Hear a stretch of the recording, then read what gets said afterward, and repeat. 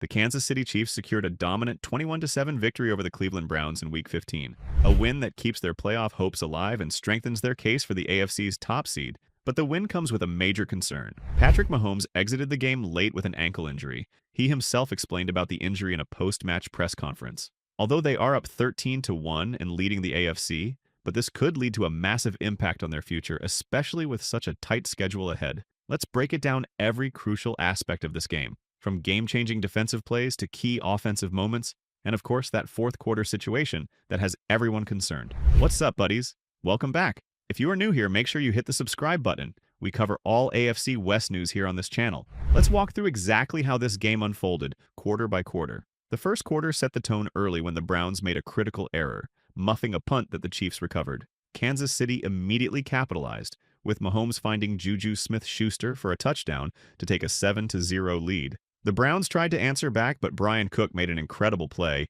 intercepting Jameis Winston in the end zone to maintain that lead. The second quarter showed why the Chiefs' defense shouldn't be overlooked. They kept bringing the pressure, racking up 3 sacks in the first half alone. The offense put together their most impressive drive of the day, 14 plays, 87 yards, capped off with a Noah Gray touchdown catch to make it 14-0. The Browns had no answer, though the Chiefs did leave points on the board when Harrison Butker, just back from IR, missed a 29-yard field goal attempt before halftime. Coming out of halftime, the Browns received the kickoff with a chance to shift momentum. Instead, Nik Bolton had other plans, intercepting Winston early in the third quarter. The Chiefs quickly turned that into points when Xavier Worthy found the end zone on a 21-yard play, pushing the lead to 21-0. But just when it looked like a potential blowout, Jerome Ford broke free for a 63-yard touchdown run, the longest run allowed by the Chiefs' defense all season. That made it 21-7, giving Cleveland some life. The fourth quarter is where things got interesting. Despite holding a 2-touchdown lead, the Chiefs' offense struggled to maintain drives and seemingly abandoned the run game.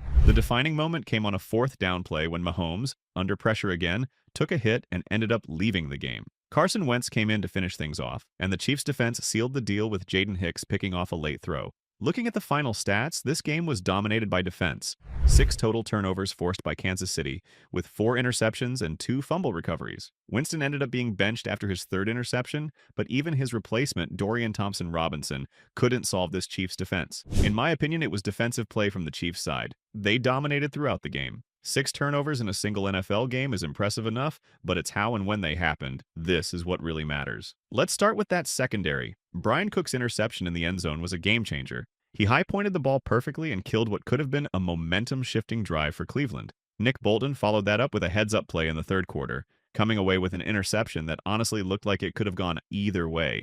Then there's Trent McDuffie, who finally got his first career interception, and Jaden Hicks closed things out with another pick late in the game. The pressure up front was just as dominant. George Karlaftis had himself a day with 2 sacks, constantly causing problems off the edge. Chris Jones, while he might not show up on the stat sheet, completely disrupted the Browns' offensive rhythm. The Browns ended up having to bench Jameis Winston after his 3rd interception, bringing in Dorian Thompson-Robinson. But the pressure didn't let up. What's particularly noteworthy is how this defense performed when it mattered most. Leo Chenal's forced fumble on Nick Chubb was a perfect example. Textbook punch-out when the Browns were trying to build momentum. The Chiefs' defense has been criticized at times this season for not generating enough takeaways, but today they showed exactly what they are capable of. Looking at the numbers, 5 sacks, 4 interceptions, 2 fumble recoveries. The Browns were held to just 7 points, and that came on a single explosive play.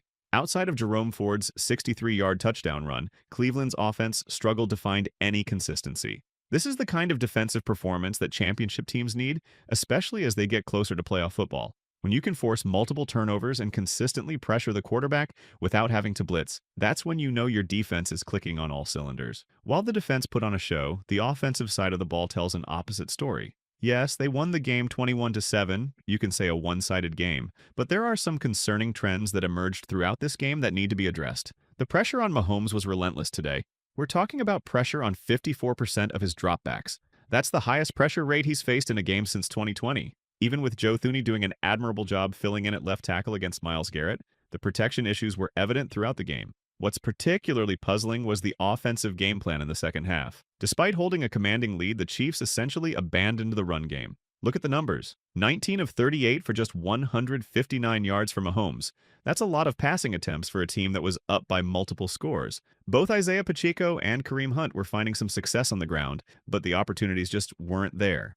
What was even more concerning is that 9 punts in this game. For an offense of this caliber, especially with the defense providing so many extra possessions, that's a number that's going to need some serious attention in the film room this week. Although they did well in the game early, they capitalized on turnovers with JuJu Smith-Schuster and Xavier Worthy finding the end zone. But after building that 21-0 lead, things started to stall. We saw a concerning pattern develop. 3-and-outs became more frequent, and the offense struggled to sustain drives. Harrison Butker's return from IR also came with some rust, as he missed a 29-yard field goal attempt that could have extended the lead. These are the kind of points you can't leave on the field, especially as you get closer to playoff football. But the biggest concern came late in the game. In the fourth quarter, Patrick Mahomes got hurt while trying to make a play on 4th down. He was seen limping after the play and looked upset as he walked to the sideline. He stayed in the game for a short time, but was later replaced by Carson Wentz for the final minutes.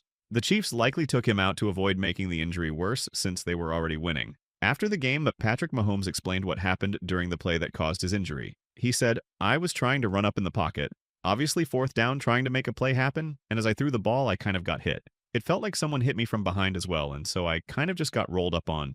Mahomes also talked about his decision to leave the game. He said, "I feel like I could have finished the game in different circumstances. However, with the defense playing well and Carson Wentz available, he felt it was the smart decision to step out." When asked how serious the injury might be, Mahomes said it's usually the next day when you get a better sense of it. He mentioned the importance of focusing on rehab and treatment, especially since the team has a short week ahead. Mahomes also compared this situation to past injuries. He explained that in previous cases, like during the playoffs, it was a do-or-die situation. This time, he trusted the defense and added that he probably would have fought a little bit harder if they would have got the game into one score. Carson Wentz showed today he can manage the offense if needed, completing key passes to Xavier Worthy and managing the clock effectively. Even Mahomes showed trust in him during the press conference. He stated, "I have a lot of trust in Carson, too. I mean, he's played football and he's won football games." He further appreciated Wentz's ability to manage the game, noting, "He did a great job moving the football, running time off the clock, and putting us in position to win the football game." This injury comes at a particularly challenging time in the schedule. The Chiefs are facing 3 games in 3 weeks. The immediate focus will be on Mahomes' availability for Saturday's game against the Texans, a crucial matchup that could potentially lock up the AFC's top seed. The path to the AFC's number 1 seed is clear but complicated. If the Chiefs win their remaining 3 games, they'll finish with an impressive 16-1 record. This guarantees them the top seed in the AFC and home field advantage throughout the playoffs. No other team would be able to match their record. Now, if the Chiefs drop even 2 of their final 3 games, they'll finish 14-3. This still puts them in a strong position, but the door opens slightly for the Bills, as they are sitting at 11-3, and if they win all their 3 games, they could finish 14-3.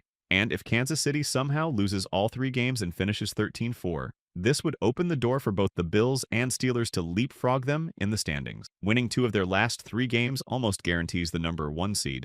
The most critical matchup is in Week 17 against the Steelers. A loss there not only hurts their record, but also gives Pittsburgh a head-to-head advantage, making things much more complicated. However, if the Chiefs handle business against the Texans and Denver, they'll likely still control their destiny. However, this is the time of year when every decision carries extra weight. The Chiefs will need to balance their push for the top seed with the need to have Mahomes healthy for a potential playoff run. The next few days of injury updates could dramatically shape the AFC playoff picture. Make sure to hit that subscribe button and turn on notifications to stay updated on this developing situation. Drop your thoughts in the comments below. How do you think this impacts the AFC playoff race?